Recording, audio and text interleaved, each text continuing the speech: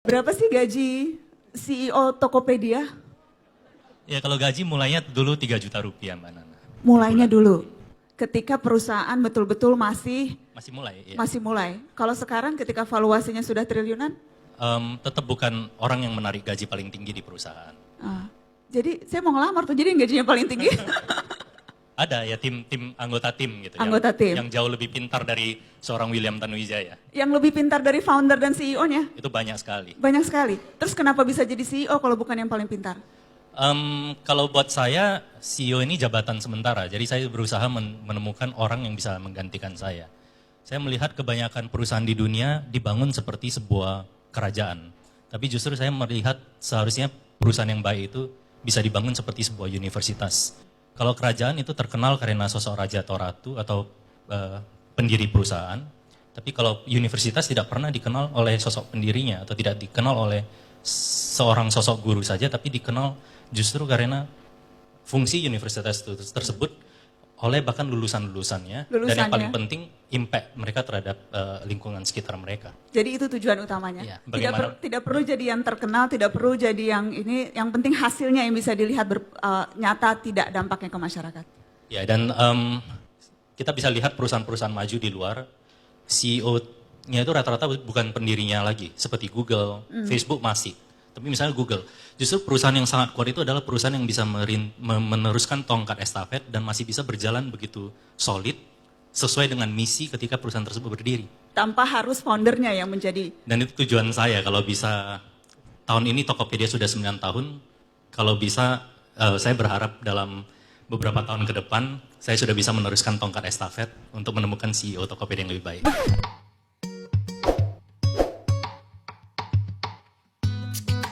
Boleh di-share lagi awal-awal ketika Ahmad Zaki menemukan ide Bukalapak? Dulu tahun 2000, saya mulai Bukalapak 2010.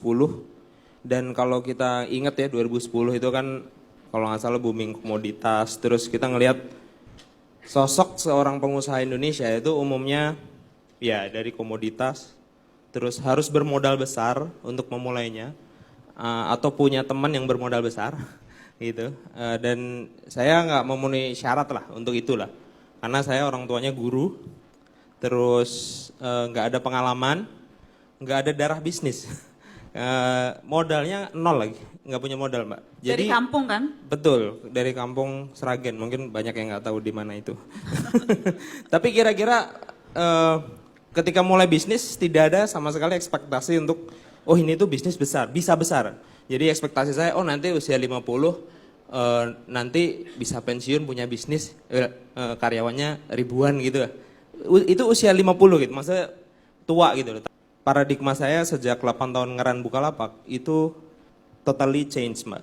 Kenapa? Karena di dunia digital ini ternyata justru saya menemui fakta bahwa semakin kita muda itu ternyata makin kompetitif ya di industri digital ini ya. Jadi kalau teman-teman usia muda, jangan takut, justru malah makin kompetitif. Sekarang yang ketakutan justru kalau saya sekarang usianya 31, saya masih mulai merasa tua karena takut sama anak-anak muda yang, kalau Mbak Nana tahu ya, yang bikin konten gila, pinter-pinter gitu loh, ya. Generasi muda sekarang. Jadi ya itu sih yang... Jadi tidak pernah terbayangkan akan sampai pada posisi ini ketika tidak pertama terbayangkan, memulai. tapi paradigma saya berubah. Ternyata yang dulu saya pikirin 2010, itu salah sama sekali gitu loh. Capital jadi nggak penting, terus kemudian experience jadi irrelevant lagi, terus kemudian keturunan jadi sedikit irrelevant karena dunia sudah berubah sangat cepat 8 tahun terakhir gitu. Jadi yang penting apa dong? Kalau capital nggak penting, keturunan nggak penting, experience nggak penting, apa yang penting? Yang penting adalah kerja keras dan kreativitas menurut saya. Jadi kalau teman-teman mau bikin bisnis itu menurut saya paling penting kerja keras gitu loh. Jadi enggak, kalau saya kasih contoh dong kerja keras tuh seperti apa, karena kemudian orang beda-beda nih merasa udah kerja keras tapi nggak kaya-kaya juga. Saya kasih contoh. Kalau saya investor nih ya, saya bayangin saya investor sekarang. Bukalapak sekarang juga terbuka, kita invest ke perusahaan. Yang kita lihat adalah anak muda yang dia tidak pernah memasukkan faktor finansial dalam dirinya. Contoh saya ketemu kemarin ada startup yang dia itu kantornya jelek banget Mbak. Kantornya jelek banget. Terus saya tanya, kamu gajinya gimana? Saya nggak digaji mas. Wah hebat nih orang. Ini orang akan jadi orang besar menurut saya. Terus udah untung belum? Udah revenue-nya nih dibukain kayak gini. Wah gila ini, saya mau invest boleh nggak? Dia bilang nggak boleh. Saya mau keep ownership ini. Wah ini orang hebat. Jadi dia tanpa modal, tapi kerja keras, komitmennya tinggi, dan jalan gitu loh. Itulah yang dicari sama investor. Sekarang itu investor-investor mencari startup atau founders yang ciri-cirinya seperti itu. Dan bukan itu juga yang Mas Zaki rasa itu menjadi modal ketika kemudian akhirnya betul, Bukalapak betul. menjadi sebesar. Saya rasa Baik. kalau saya pakai kacamata investor saya dulu, mereka melihatnya akan seperti itu. Ini Zaki ini nggak digaji bisa jalan, terus kemudian kantornya jelek banget gitu lah. Mungkin Dulu jelek sama. banget ya Bukalapak kantornya? Iya, dulu kantornya kita kos-kosan. jadi Sekarang? ya, hal-hal sekarang alhamdulillah punya gedung sendiri. Wes. harus ada happy endingnya dong. Oke. Ya Baik. kira-kira perubahan paradigmanya itu sih yang saya alami sendiri selama 8 tahun running Bukalapak.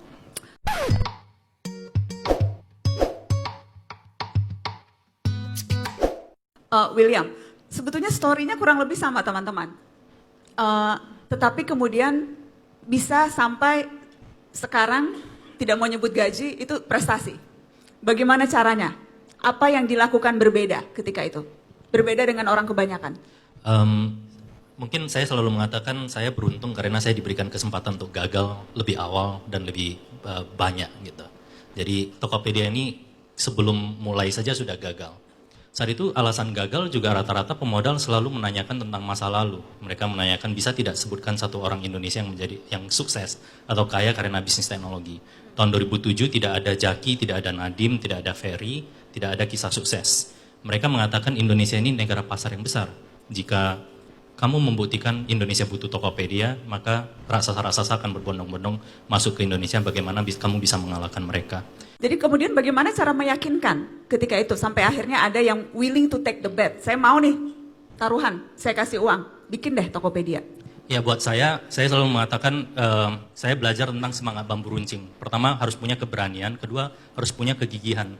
Lewat kegigihan tersebut kami berhasil meyakinkan investor pertama. Tapi itu tidak mudah. Kemudian berikutnya. Jadi meyakinkannya pakai apa waktu itu? Meyakinkannya pakai waktu. Jadi pakai waktu dan akhirnya saya pikir faktor keberuntungan juga menjadi kata kunci.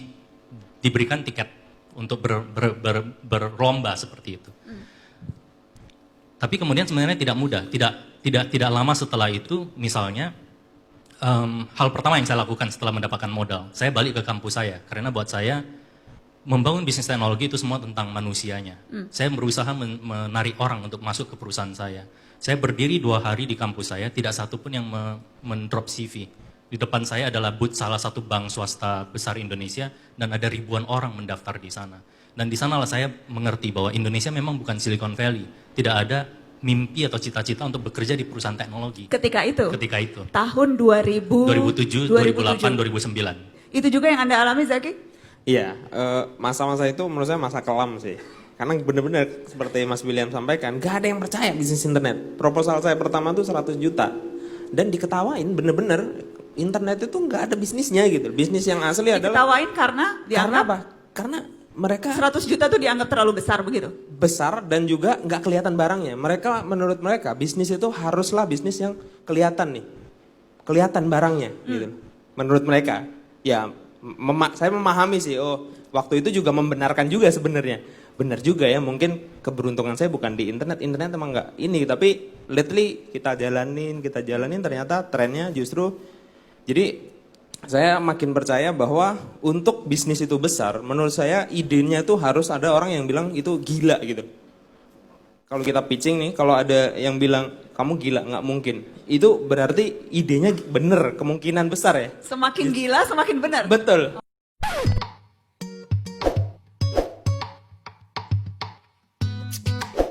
Kapan sih big break itu dirasakan? Kapan, pada momen apa merasa this is my big break, dapat kesempatan nih untuk bisa membuat mimpi tadi jadi lebih besar. Pada momen apa? Oktober 2014 Tokopedia menjadi perusahaan pertama di Asia Tenggara yang dapat kepercayaan dari pemodal besar teknologi, SoftBank dan Sequoia Capital Saat itu mereka memberikan injeksi dana 100 juta dolar, ini tiket 100 juta dolar pertama di Asia Tenggara untuk perusahaan teknologi. Ya. Dan itu Dan ketika itu menjadi di mana-mana bisnis digital menjadi luar biasa, itu jadi suntikan semangat buat siapapun yang berada di industri digital ketika mendengar 100 juta dolar Tokopedia dapat. Ya. Dan buat sekarang 100 juta dolar itu seperti tiket yang angkanya kecil. Karena sekarang semuanya bicara tentang miliar dolar seperti itu. Tapi buat kami saat itu 100 juta dolar adalah sebuah breakthrough. Sebelum itu kami juga menselebrasi 1 juta dolar pertama kami. Ketika kami menerima 1 juta dolar, kami harus menghadapi kompetisi global di Indonesia yang punya modal 38 kali lipat lebih besar dari kami. 1 juta dolar itu tahun berapa? 1 juta dolar itu tahun 2012. 2012 1 juta dolar, Iya. 2014 100 juta dolar, 2018 2017 kemarin kan 1,1 miliar dolar. 1,1 miliar dolar. Itu angkanya berapa ya? Nolnya berapa tuh? Jadi tapi big break pertama dirasakan ketika 2014 itu. Dan itu didapat dari apa ya? Dari mana tiba-tiba? Dari apakah ada keberuntungan tadi Anda katakan, atau situasi memang berubah, semakin banyak orang yang melihat potensinya memang besar, atau ada faktor lain?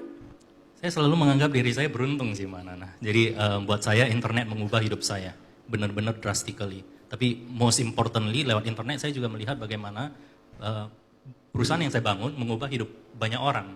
Dan Tokopedia saat ini sudah membantu 4 juta masyarakat Indonesia memulai bisnis mereka. 70% di antara mereka adalah pebisnis untuk pertama kali dalam hidup mereka. Ibu rumah tangga, pekerja kantoran. Per bulan kemarin Tokopedia sudah dikunjungi 78 juta masyarakat Indonesia setiap bulannya. Nah itu breakthrough yang, itu traction yang tidak jadi dalam satu malam. Traction itu dibangun. Dan di tahun 2014 lewat rekam jejak yang dibangun itu, dikombinasi dengan visi misi ke depan, akhirnya kepercayaan itu datang.